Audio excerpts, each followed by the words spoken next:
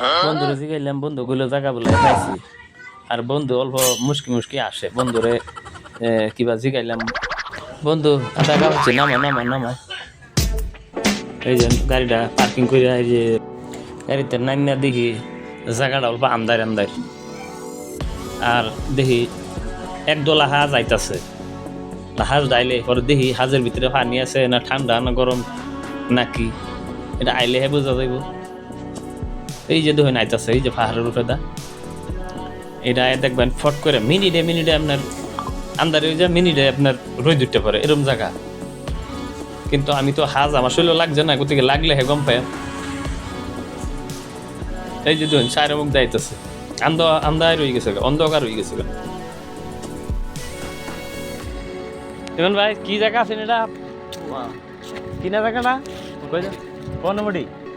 পনেমুড়ি আমরা পাহাড়ও আইছি।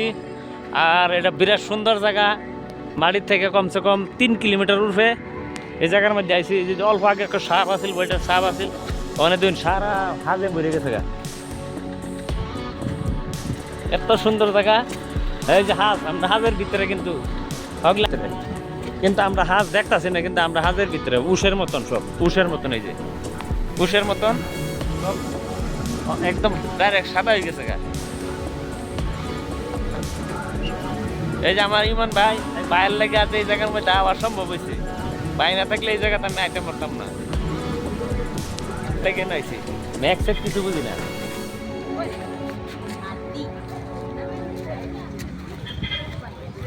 এই যে হাত যাইতেছে, এই যে দেখা যাইতেছে রাস্তাটা যাইতেছে, দেখা যাইতেছে, এই যে যাইতেছে রাস্তাটা দেখা যাইতেছে।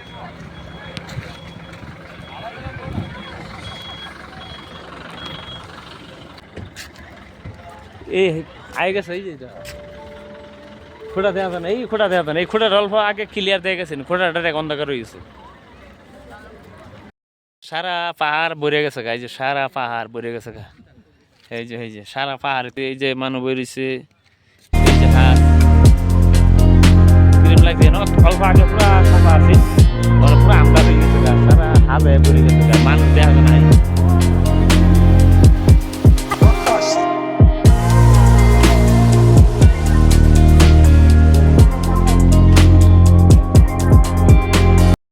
অল্প আগে এই জায়গাগুলো একদম হাজে অন্ধকার হয়ে গেছে, ওখানে কিন্তু হাজ গেছে গা, যাওয়ার পরে তো কত সাফা দেখা যাচ্ছে।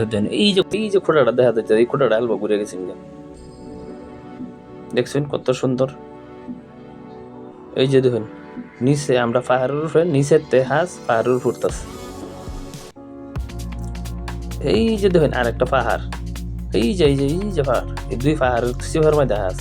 এই হাজ এটা কিন্তু বহুত ভারী হাজ, এটা কিন্তু উঠবো বহুত ভারী, কিন্তু আগের থেকে বহুত ভারী হাজ এটা। আর এই যে ইমান বাজাইতেছে, এই যে দেখেন জায়গা কত সুন্দর, অন্ধ সাপ পুরা সাপ হয়ে রয়েছে না, একটু পরে দেখবেন একদম পুরো আন্দারি অন্ধকার হয়ে যাবে। ওনার হাতটা কিন্তু বহুত ভারী আইতেছে,